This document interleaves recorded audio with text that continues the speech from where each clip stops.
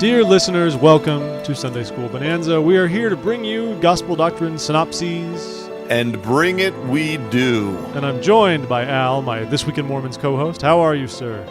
I am so good. Like on a scale of 1 to 10, a 7. Is your beard rubbing up against your pop filter or something? Is that some sort of euphemism I don't understand? No, I just Jeff? hear this. I just hear this little light scratching noise. It might have been against my shirt. I'm turned at a weird angle at the moment. Okay. I'll fix this.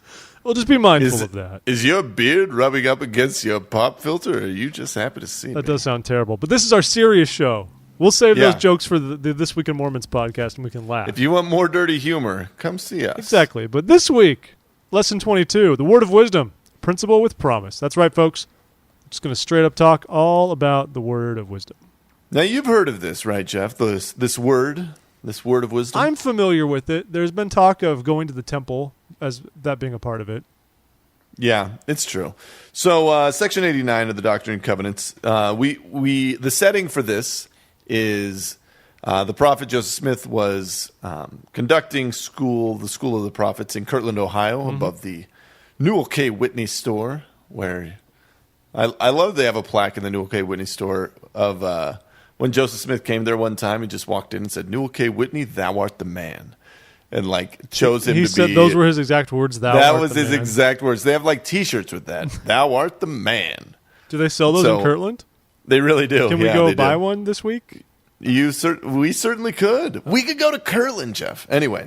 So they're there doing their thing, and Emma Smith is cleaning up all the spittle from their chewing tobacco and stuff, and went to Joseph with a plea and said, "Is this really the way that this is supposed to go? Really? And Joseph Smith went to the Lord and received this revelation. So what's interesting about that, though, is that oftentimes we, in the church, I feel like we can refrain from ever asking or questioning because we have some sort of an idea that everything that's supposed to be there is already there, and if the Lord wanted it, He'd change it. Well, in reality, oftentimes the Lord waits for us to push for change, right? He waits for us to go to Him in prayer and petitioning in order to get answers to our problems and to find things out. True in any teaching situation, you can't answer a question that's not asked. And so as soon as you have a question, start asking, the Lord reveals it. So that's the setting here for Section 89, where the Lord then gives His answer, which is the word of wisdom. Yeah, and then he goes, and of course some of this came from some New Testament insights as well. I really love 1 Corinthians 3:16 and 17. Say very straightforward, know ye not that ye are the temple of God, and that the Spirit of God dwelleth in you? If any man defile the temple of God, him shall God destroy. For the temple of God is holy, which temple ye are. So I'm not leaning as much on the destruction part, but the fact that we are temples, and this definitely made Joseph Smith ponder these things. To Ruth, what do you make of the beginning part where it says, even for the least of the saints has this been given? Are you talking about Section 89? Yeah, 89 verse 3, where it says, given for a principle with promise adapted to the capacity of the weak and the weakest of all the saints. I think I interpret that as basically Heavenly Father saying, look, I have this in mind with the weakest among you, ergo you can all do this. Just like anything else, what the Lord will not give us a commandment that we cannot keep. Sure. Well, and, the other thing that kind of stands out to me around that is that... And humility. Well, oftentimes, I feel like as we draw closer to the Spirit will refine us. It'll teach us what we need to know, right? I mean, oftentimes the brethren will have very refined diets, right? I think Spencer W. Kimball was a vegan, maybe.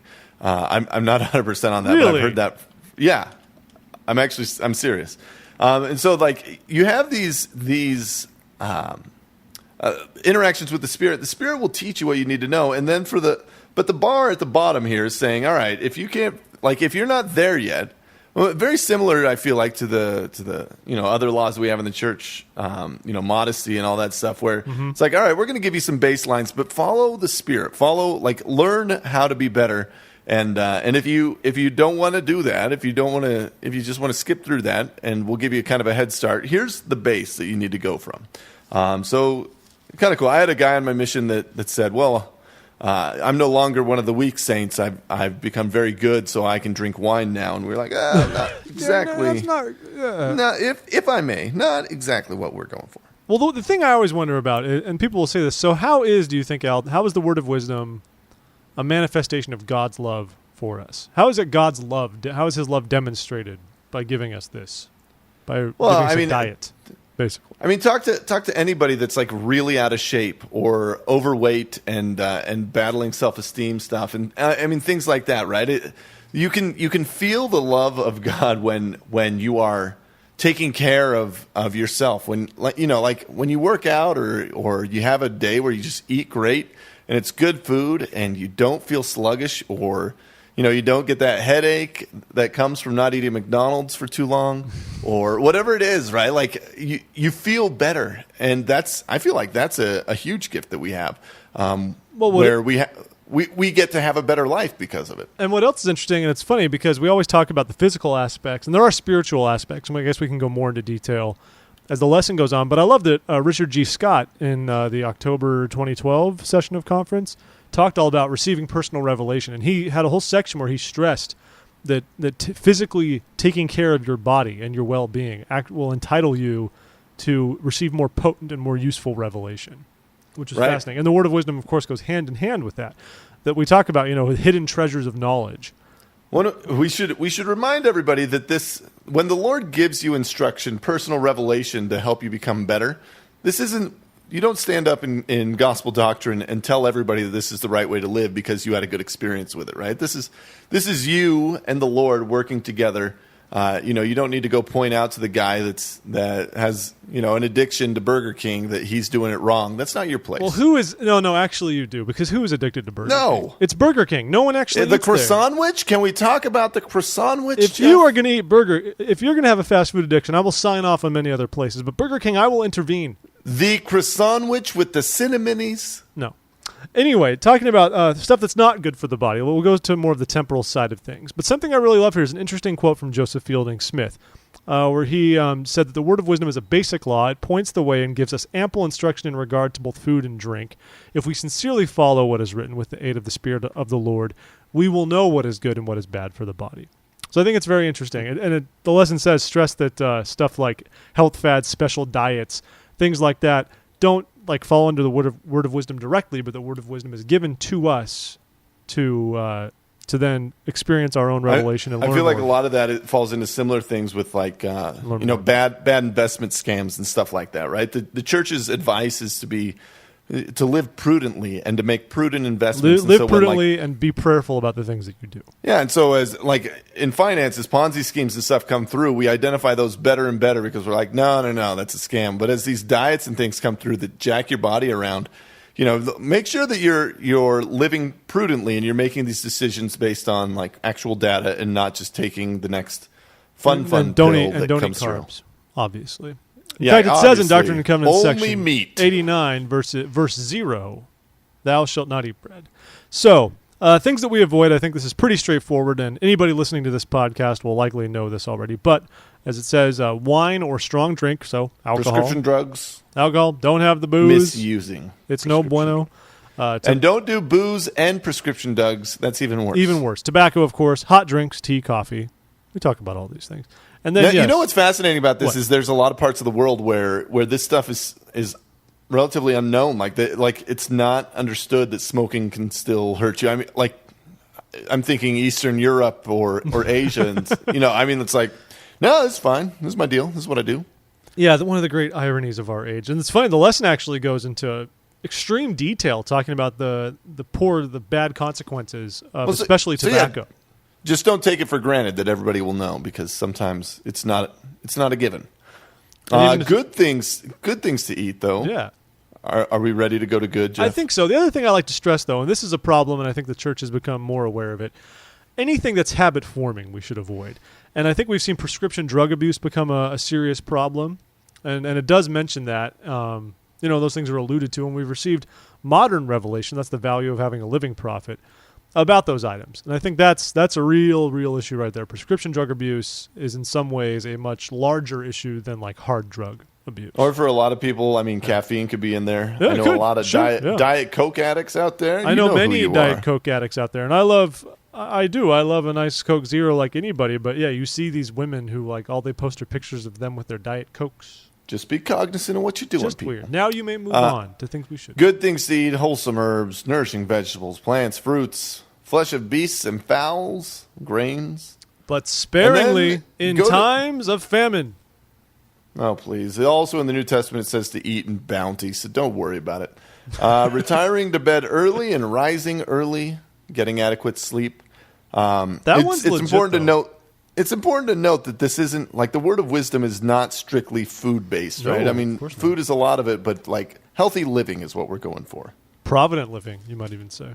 I do. And that's very true, because we so easily think about what we restrict. And I've thought about this in the past, because we stress the word of wisdom as far as whether you keep it, whether you're temple worthy, quote unquote, largely based on the stuff we avoid. But how would it be if your bishop were to actually say, okay, great, but are you gorging yourself? Are you having too much meat? Are you actually eating a wholesome diet? Did you eat that whole box of Otter Pops? Exactly. It is funny to think about, because that's also part of the commandment, and yet we restrict ourselves to thinking about really keeping it the most important things to stay away from stuff rather than what we can proactively seek, I guess you could say. And I just think it would be interesting if the church started to get a little pickier in that sense of like making sure we diet and actually have a balanced diet in that sense. But now in true master-teacher fashion, the Lord does not give this commandment without a promise. Of course. We are promised that all of those who remember these things and keep them, walking in obedience, shall receive health, in their navel, marrow in their bones, and shall find wisdom and great treasures of knowledge, even hidden treasures. I love the hidden treasures. Run and not be weary, walk and not faint. And I, the Lord God, give unto them a promise that the destroying angel shall pass them by. I would like, now as you live these principles, do not be afraid to actually take advantage of this blessing and go to the Lord and say, hey, I'm trying to understand X, Y, and Z. You've promised me that I will have access to great treasures of knowledge, that I can have wisdom. Like, petition the Lord in this behalf. If you're doing the work, get the blessing. The Lord's promised it. He will give it. I have wondered in the past about the run and not be weary, walk and not faint. I think some people have brought this up as well. Like, they're saying, so if I keep the word of wisdom, are you saying, like, I won't get exhausted if I'm walking if I'm on a long, arduous hike, I think that if you're living the word of wisdom, you won't get fatigued. Like, think diets, right? How many people start a diet and go off of it in 2 weeks because it's just too hard? It's true, but what leads to fatigue is better exercise. And the word of wisdom, the one thing it doesn't really directly talk about is actually getting exercise in, which is interesting. Well, I thought there was a Ty Bo reference. No. Well, Billy Blanks, not a happy guy. What a hero. Anyway, what I also love to finish off, there's a great additional idea here that obeying the word of wisdom would solve the world's economic problems. I'm just going to leave that with you. Go to the lesson that we'll link to if you want to learn more about that. But why? If everyone obeyed the word of wisdom, the economic problems of the world would disappear. There would be no subprime mortgages. Disappear. I don't believe that's true. Anyway, sorry. But I actually have a great testimony of the word of wisdom. I think this is a good lesson because I think it gives us the opportunity to reflect on it and learn more about it. I think it's an easy law to think that we just kind of know a lot about if you're raised in the church. But when you take the time to dig deeper, you can realize there's stuff you don't pick up on and different ways you can approach it. Combo up. Do a study of Isaiah 58. Get some fasting in there. Like learn these laws and promises the Lord's given us relating to health. Exactly. So, folks, find us on Facebook. Find us on Twitter. Go to our website, thisweekinmormons.com. Shoot us an email, contact@thisweekinmormons.com. It's my favorite one. And look for us on iTunes, YouTube, Stitcher. All right, Jeff. Mucho love, brother. And, Al, we appreciate you stepping in once more. I do what I can. So, folks, Lesson 22, the Word of Wisdom, a Principle of Promise, Sunday School Bonanza.